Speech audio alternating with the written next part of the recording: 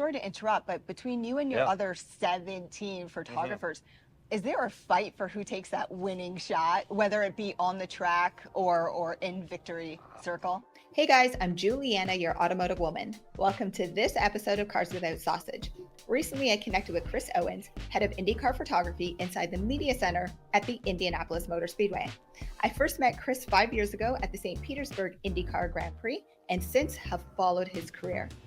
Ahead of this year's Indy 500, Chris took some time with me to discuss his job inside IndyCar, how he became the youngest ever IndyCar Head of Photography, and he shares behind the scenes moments of what really happens the big day to capture the winning Indy 500 shot. I hope you enjoyed this episode, and thank you for listening on Spotify or Apple Podcasts or watching on YouTube. So Chris, how does somebody in their mid-20s become head of IndyCar photography? So I'm going to just take it back. You and we met 5 years ago at the St. Pete's Grand Prix. I didn't know at the time, but luckily was sat beside you in the media center.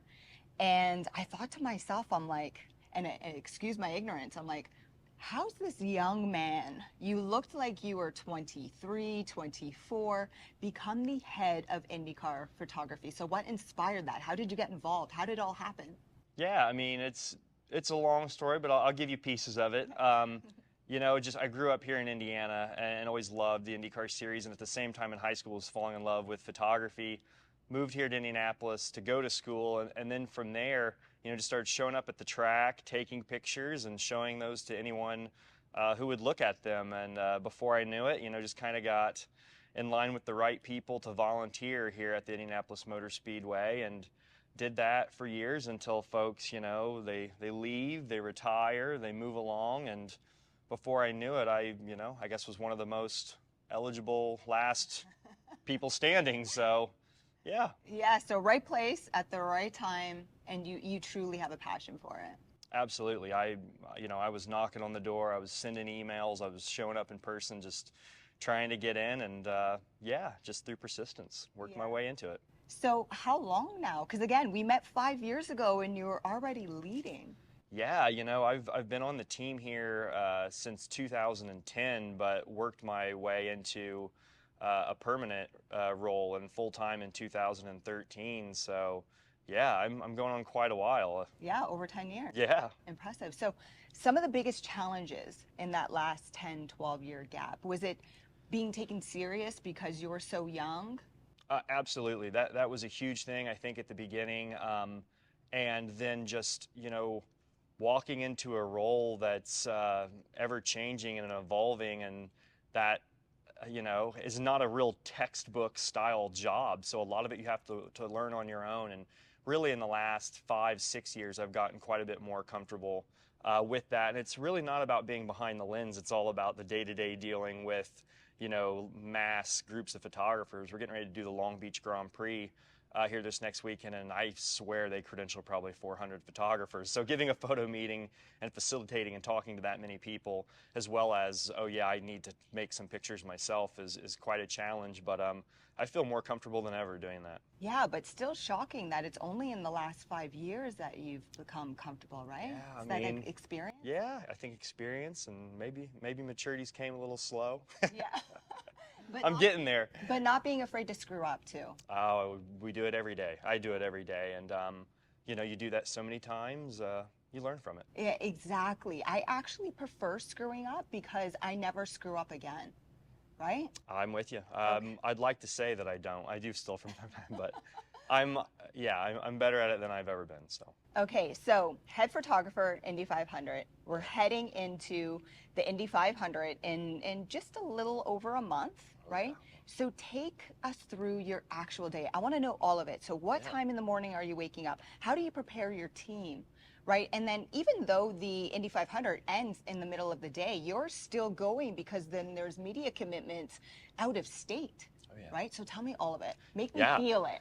All right. Well, you know, for race day is pretty unique, and what I always say, and people I work with, they agree with it. Basically, the Friday before the race, carb day here, and race day are all one big day.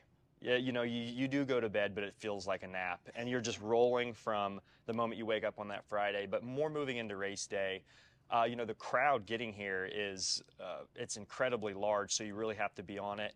And I don't like any messing around getting here. So I get myself up around 3:30 in the morning, have everything laid out, and I hit the ground running. I get here, and I'm never here later than 4 a.m. on race day. So, and then once you get here, it's pretty much flat out. I've made that shot list for my team days in advance, and that shot list is hundreds of pieces long, because what people don't realize is, you know, being the track photographer here isn't just the stars in the cars. You know, there's performances, there's entertainers, celebrities, and this place is all about its traditions, and there could be some spectacle that's going on over at the museum at the same time that, you know, the trophy is being delivered to the yard of bricks here. So, you know, just taking this this team, I have a wonderful team, roughly 17 people, and it takes every bit of them to do these sponsor commitments, PR, meet and greet, handshakes, celebrities, things like that. So we're all moving all day. Everybody gets their list of their 20 stops they have to do from 6 a.m. until basically, like you said, once it's all over, victory circle.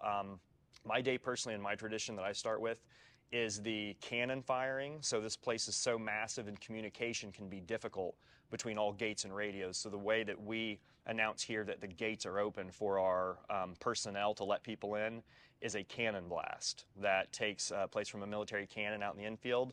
So I stand out there with it. I make a picture of this giant fireball coming out of a cannon with the pagoda in the background. It's a really pretty picture. And then from that moment forward, that's at 6 a.m. I never stop. But yeah, then you got, you know, victory circle. Who could forget that? That's the biggest anticipation moment. That's probably the most nervous I get the whole month. So do you, and sorry to interrupt, but between you and your other 17 photographers, is there a fight for who takes that winning shot, whether it be on the track or in victory circle? Yeah, photographers are very competitive folks. I don't know that it's much of a competition. I feel like me putting up with the job and having all the behind the scenes stuff, I feel that it's my right to get to do the victory circle primary shot. And I also, if something would go wrong with it, I want that responsibility to be on me and not someone else. So yeah, but yes, it's very competitive. Photographers want to be better than other photographers. They want to be better than their own teammates, and that's what makes it fun, and that's what makes us all work so hard. You know, and you say competitive, and you sound very much just like a racing team too, because the first person you want to beat is your own racing teammate that you're racing against on track. So with that said, do you secretly have a favorite driver team, or do you try to remain neutral? Well, you know, I'll say lying. This. All right, I won't lie. I'll tell you this. For me, you know, doing this so long and being around it, it's much more. I'm much more interested in people than driving styles. There are a few guys that I admire their driving style, but for me, there's some, just like anywhere at any other job, there's people that you're easier to communicate with and talk with and have friendships with. So yeah, I have some drivers that I do, a handful that I would consider actual friends. And yeah, I mean, I might root for them a little, but at the end of the day, you know, I don't have any competitive edge to the sport. I'm just taking their pictures, and I think that's okay. Okay, so I hear you remaining neutral there. You actually didn't say a name, so I'm going to state I'll tell you that. Okay, Colton Okay. Herta. He's a friend of mine. I like Colton a lot. You know, run around with him every now and again. Connor Daly. He's got himself a girl right now, so he's a little more tame, and Colton does too. But I would say I used to run around with Connor a lot. Okay. Out of the Indy 500 and IndyCar in general, do you have a favorite memory out of both? So in general, and then out of this specific Indy 500 day? Yeah, I have a few. Another would be somebody who a friend, you know, somebody I really enjoy. I think it was really cool when Alexander Rossi won the Indianapolis 500. You know, he came in as a rookie and, you know, had done some of the F1 thing and maybe didn't really know what this was about. And when he won that race, seeing him in victory circle, he got out of the car and his reaction was his hands went like this, like an act of confusion. And he just like looked up because there's all these cameras and all these people and he's doing that. That made a great photo. When Elio Castroneves won his 4th Indianapolis 500, I had anticipated that the entire time I worked here and thought about what I would do when he won, because I know he climbs the fence and I knew the crowd would go crazy. Yeah. So I think the moments, the end of the race when I was actually already standing in victory circle, and realizing that he's probably going to win, that was a moment I had to wake myself up, because I was like, oh, you got to move into action. You're doing the wrong thing. You got to go down, you know, to the yard of bricks and get ready for that. And that was mayhem and so exciting. And I'm glad that I got to be the one to capture many of those images that'll live in motorsports forever. Yeah, in the last 12 years, what would be the number one for all of IndyCar and not just one race? Ooh, my favorite memory from IndyCar, not just the 500. Oh, wow. It's a tough one, huh? That is a tough one. You know, I've gotten to do some pretty cool things. I spend so much time at the track, it might be something away from the track. I mean, I've got to go to the White House, I've got to go to the Lyndon B. Johnson Space Center, I've got to fly in Black Hawk helicopters with Graham Rahal. The Kentucky Derby is really fun. So I think that's a really neat thing about what I get to do, is it's so much more than just getting to go to races. I get to do a lot of things that drivers get to do. Sorry, that's not the easiest answer from at a track, but that's the first thing that pops into my mind, is some of the behind the scenes, the in-between moments. Yeah, but those are things we don't even think about. Like, I didn't even think about the collaboration with the Kentucky Derby. Like, that's cool. Going to the White House, like, that's cool. NBA All-Star Game in Toronto, front row. That was incredible. So it's... I'm Tio. Yeah, I know you are. I love Toronto. Okay, I know you're incredibly busy. So just one more question. Sure. I had Mark Sutton, who is the lead F1 photographer for the last 40 years. He shared some inspiring messaging for a future young photographer. So for you, because you're also so young, what would you share to a young photographer, or even maybe a seasoned photographer who wants to join your team? How do you make that happen? I have some insight on that. The first thing I would say, you have to crawl before you can walk or run. So you need to get your shots in. You need to be shooting a lot. You need to be shooting often. And sometimes, you know, other photographers wouldn't agree with this, but the way that I found myself here was being available. I made it easy. I volunteered my services before I thought that they were worthy of being paid for. And once you do that, when something you're interested in, they know you. They know who you are. They know what you can do if you do a good job. And then when that day comes that you're not asking to do it for free for them, they go, I need to hire someone. I need someone. And when they come and they ask you to come do it, instead of you asking them to do it, then that's when you can go, yeah, you know, I can do that, but I need a little bit of money. And then, you know, you kind of raise that up.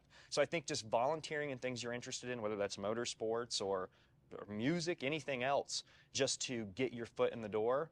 And then once it's in, they're going to have a hard time getting you out. At least that's the way I did. I said, once they let me in, I'm not coming out. Yeah, well said. So for our listeners on Spotify, Apple Podcasts, and our viewers on YouTube, how do they connect with you? Yeah, the easiest way is I'm big on Instagram. So Chris Owens is my handle. That simple. ChrisOwens. From there, also ChrisOwensPhotography.com. You can, you know, contact me through there and view some of what I'm doing on, and also see my images as well as my team's on Indianapolis Motor Speedway.com. Our photos are on there, and IndyCar.com. So I highly recommend his feed, Chris's feed, because it's so cool. Like some of those shots, and we just had the eclipse too. That was mega. But listen, you're a busy man. I appreciate all your time, and good luck with the Indy 500. Thank you so much. We're ready for it. It's upon us. Thanks. Thank you. Hi guys, I'm Juliana, your automotive woman. Thank you for listening or watching to this week's episode of Cars Without Sausage. If you enjoy unfiltered automotive and motorsport content, consider subscribing. Cars Without Sausage, no egos, no dickheads, just a passion for cars.